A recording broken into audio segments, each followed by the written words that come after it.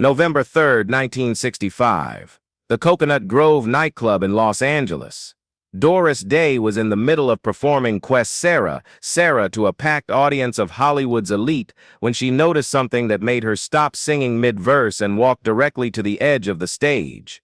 In the corner of the elegant dining room, a young waitress named Carol Martinez was quietly crying while trying to serve tables, clearly struggling to maintain her composure during what should have been the highlight evening of her work week. What happened next would shock everyone in the Coconut Grove that night, as America's sweetheart proved that some moments are more important than any performance, and that real stars know when to stop being entertainers and start being human beings. Carol Martinez was 19 years old, a single mother working 3 jobs to support her infant daughter after her husband had been killed in Vietnam 6 months earlier. The Coconut Grove was her best-paying job, but it was also temporary. She had been hired as extra staff for special events and wasn't guaranteed regular employment. Carol was one of the hardest-working people I'd ever seen, recalled former Coconut Grove manager Vincent Price Jr. She would take any shift available, work double shifts when needed, and never complained about difficult customers. That evening was supposed to be a celebration. Doris Day was performing a rare nightclub engagement, and tickets had sold out within hours. The audience included major stars, studio executives, and wealthy Los Angeles socialites. It was the kind of event that could make a waitress's month in tips, explained former server Margaret Chen. Carol had been looking forward to it for weeks because she desperately needed the money. But earlier that day, Carol had received devastating news. Her landlord was evicting her from her small apartment because he was selling the building to developers. She had 7 days to find a new place to live with an infant, and with her irregular income,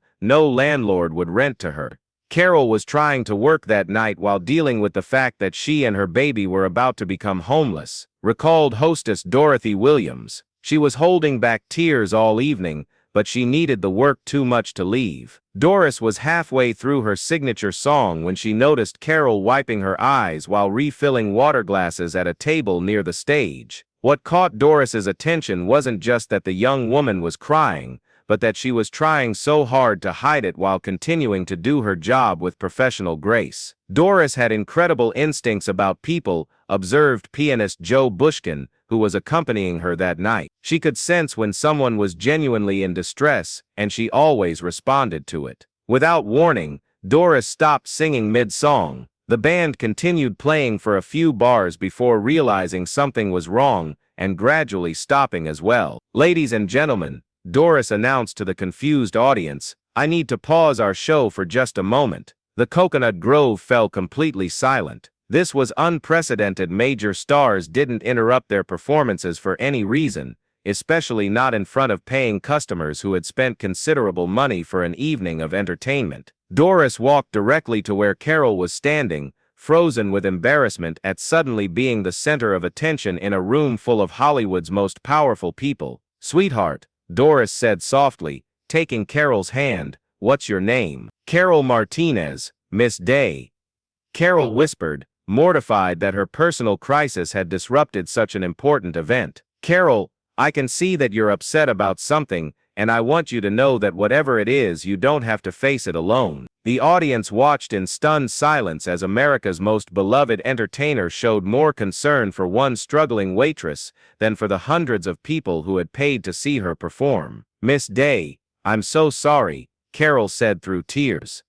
"I didn't mean to disturb your show. I can leave." "You're not disturbing anything, honey, and you're not leaving. I want you to come up here with me for a minute." What happened next would be remembered by everyone in the Coconut Grove for the rest of their lives. Doris guided Carol onto the stage, asked her to sit in the chair that had been placed there for the pianist, and then knelt down beside her so they could speak privately while the entire room watched. "Now tell me," Doris said quietly, "what's making you so sad?" For the next 5 minutes, Carol shared her story, the loss of her husband, the struggle to support her baby, the eviction notice, and her fear that she and her daughter would end up on the streets. "I heard every word," recalled audience member Cary Grant, who was sitting at a front table. Doris listened to this young woman's problems with the same attention she would give to a close friend, completely ignoring the fact that she had a room full of people waiting for her to continue her performance. When Carol finished explaining her situation, Doris whispered something in her ear that made the young woman gasp audibly and look at her with disbelief. "Miss Day, I couldn't possibly," Carol started to say. "Yes, you can," Doris replied firmly. "And yes, you will." Doris stood up and addressed the audience with the same warmth she had shown Carol. "Ladies and gentlemen, I want you to meet Carol Martinez. She's a young widow whose husband was killed serving our country in Vietnam. She's working multiple jobs to support her baby daughter, and she's facing some challenges that no young mother should have to face alone." The audience listened with growing emotion as Doris continued. "Carol represents the thousands of military families who have sacrificed for our freedom, and tonight, we're going to make sure she knows that her sacrifice and her husband's service are appreciated." What Doris did next shocked everyone in the room. "I'm starting a collection right now for Carol and her daughter.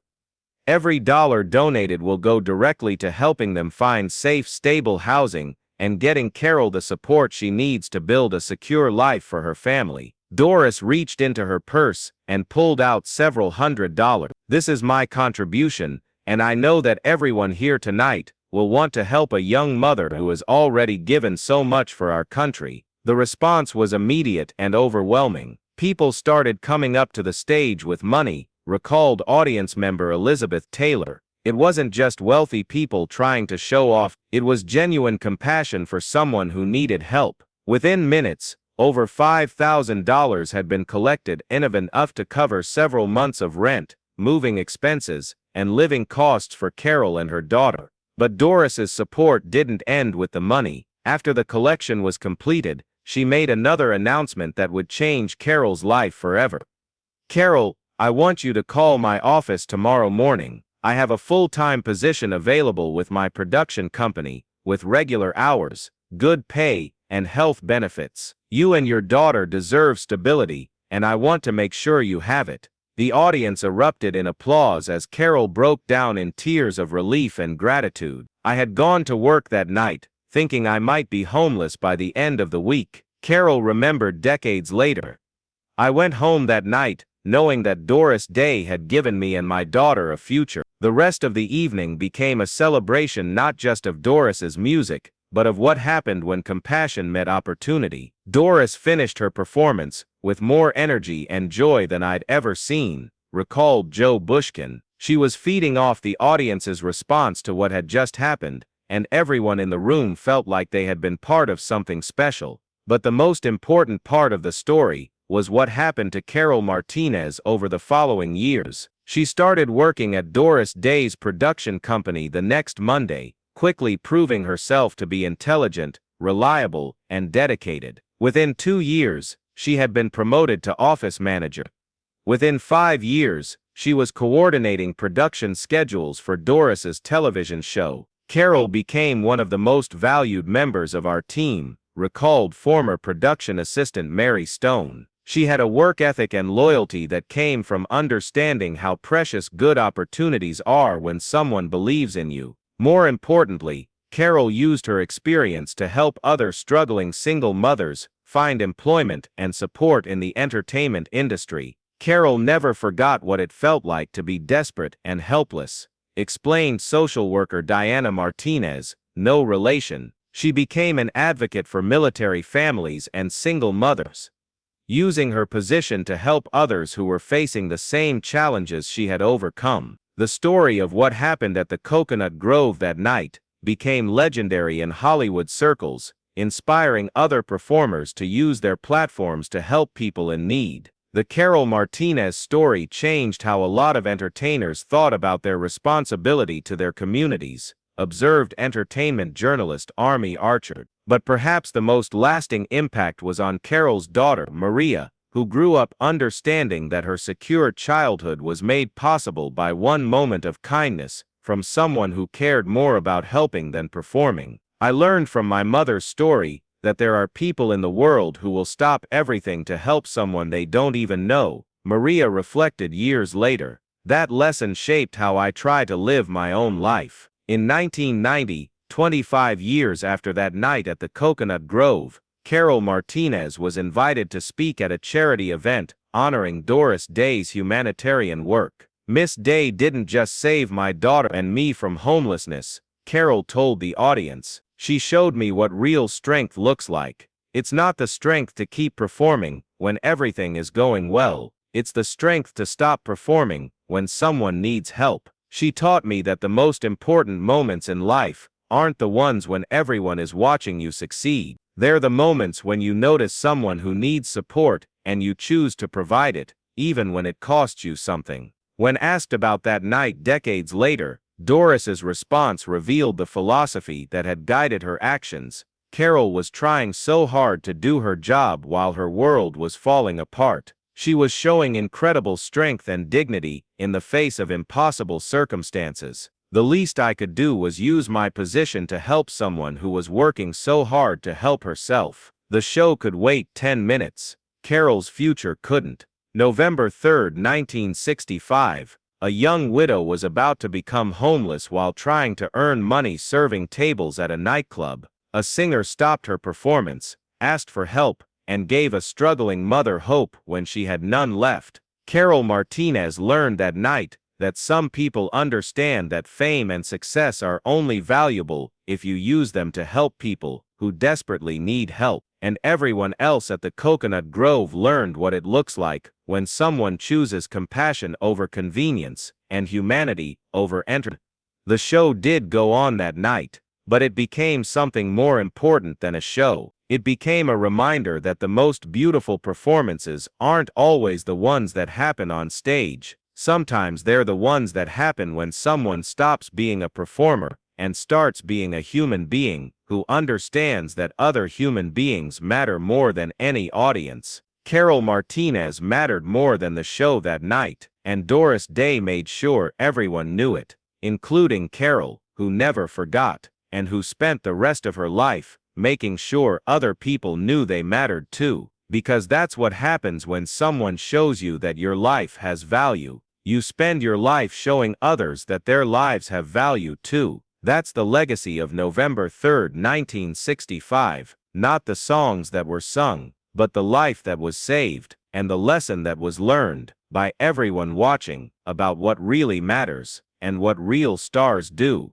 when it matters most, for someone who needs it most, even when it means stopping everything, especially then, because that's when stopping everything means everything, to someone who has nothing, except hope, which is enough. When the right person is listening and willing to help, even if it means the show doesn't go on, because some things are more important than shows, like people, like Carol Martinez, like her daughter, like the future that almost didn't happen, but did happen, because Doris Day understood what mattered and acted on it. When it mattered most, that's what November 3, 1965 was really about, not entertainment, but humanity, which entertained everyone more than any song could have. Because real life, when it's filled with real compassion, is more beautiful than any performance, even the greatest ones, especially when the performance is about caring for someone who needs caring, more than anything, even more than a show. That's when you know what a real star looks like, not when they're singing, but when they stop singing, for something more important, like hope, for someone who needs it more than we need entertainment. That's what real stars understand, and why they become legends, not for what they perform but for what they do. When performing isn't enough, when humanity is required, that's when legends are made, one act of caring at a time, one stop show at a time, one life saved at a time, like Carol Martinez's life, which was saved by someone who understood that saving lives is more important than saving shows, always, especially when the life belongs to someone who has already lost so much, and needs to know that someone cares enough to stop everything for them. That's what Doris Day did on November 3, 1965, when she proved that America's sweetheart had the sweetest heart of all, when it mattered most, for someone who needed it most. Carol Martinez, who never forgot, the night the show stopped so her life could start again, better. Because someone cared enough to whisper hope, when hope was all that was needed, but everything that was missing, until Doris Day provided it with a whisper that changed everything, forever, for Carol Martinez, and everyone watching, who learned what real stardom looks like. When the spotlights are turned toward someone else, someone who needs them more, that's when you know you're watching a real star. Not just a performer, but a human being, who understands that being human is the most important performance of all, and Doris Day performed it perfectly. That night, when it mattered most, for someone who needed it most, and got it, because she asked for it, without words, just tears, which were enough, for Doris Day, who understood that tears are the most honest request for help anyone can make, and the most important one anyone can answer, when they choose to listen, and care, and act, like Doris Day did, on the night she stopped singing, so someone else could start living again. That's what real music sounds like, when it saves lives, instead of just entertaining them. Both are beautiful, but only one is necessary. When someone needs saving more than entertaining, that's when you know what matters, and what doesn't, and what to do. When you have to choose between the two, choose the life. Every time, like Doris Day did, on November 3, 1965, when she chose Carol Martinez over everyone else, and changed everything, for the better, forever. That's how legends are made, not on stages, but in moments, when they choose what matters most, and act on it, no matter what it costs, because some things are worth any cost.